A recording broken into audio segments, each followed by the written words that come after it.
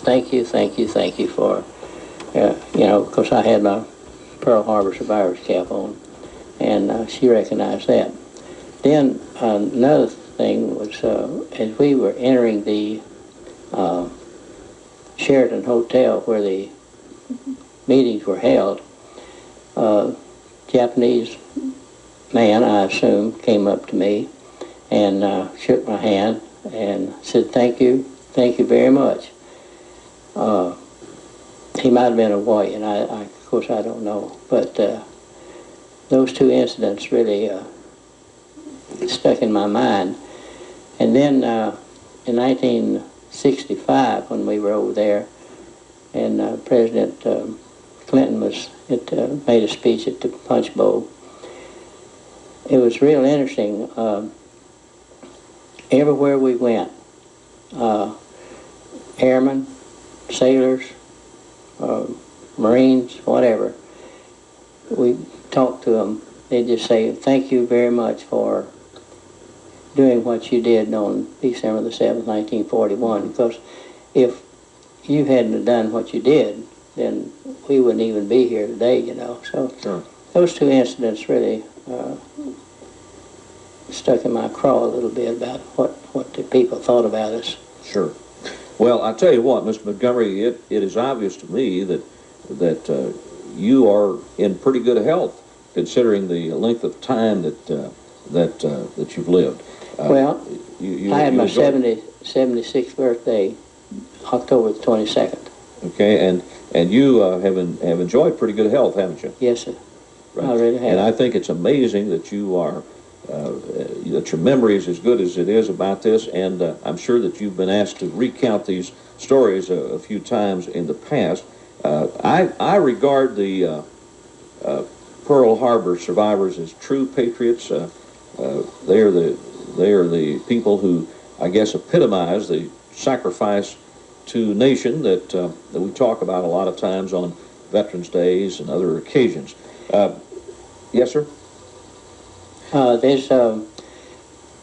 We heard a report that there's approximately 10,500 survivors of Pearl Harbor. Of course, anyone who was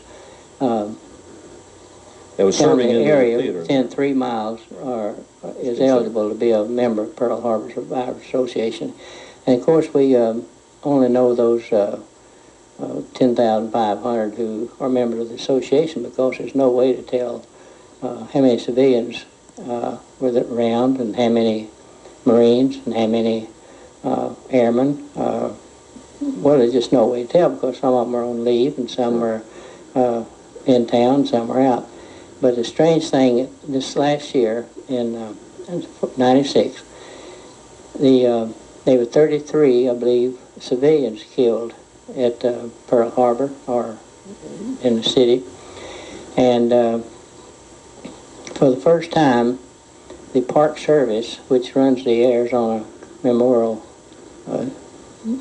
Shindig, had the list of the 33 or 32 or 3 civilians that were killed, and they were added to the list on the Arizona. And that was a strange thing for us, you know, to see, but it took a long time to get that done.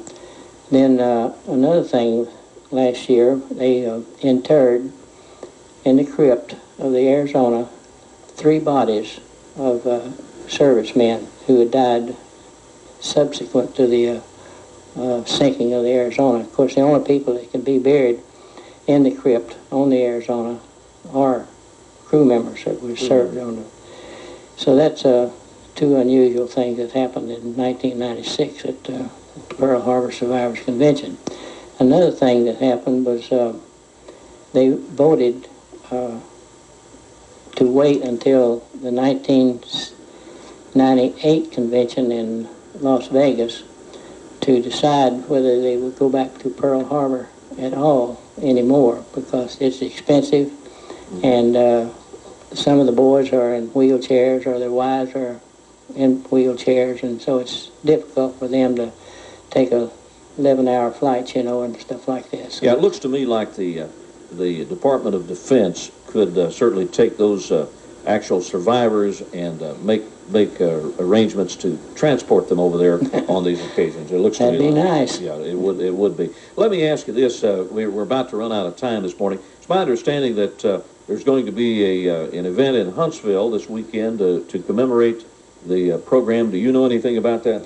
Well, I'm going to be one of the speakers down there. It's a district meeting of the American Legion. And that's going to be what time? At 2 o'clock in the afternoon. 2 p.m. on Sunday? Yes. 2 p.m. on Sunday. So we would invite all the folks in the region to come on out. Now, that's at the Legion building in Huntsville? Huntsville, right. Over in Madison County. Right. And Mr. Montgomery, we thank you so much for coming by today. I'm sorry that we're not able to answer all these calls that we had come in, but we did want to give Mr. Montgomery every opportunity to cover those subjects that he saw fit here this morning. And I know some of you had some questions out there that we did not get to, but we appreciate him coming in, and our continued best wishes to you, sir, and your wife, okay? Thank you. All right, thank you. Mr. Fred Montgomery, who hails from Danville, Arkansas, and is a survivor of the attack on Pearl Harbor.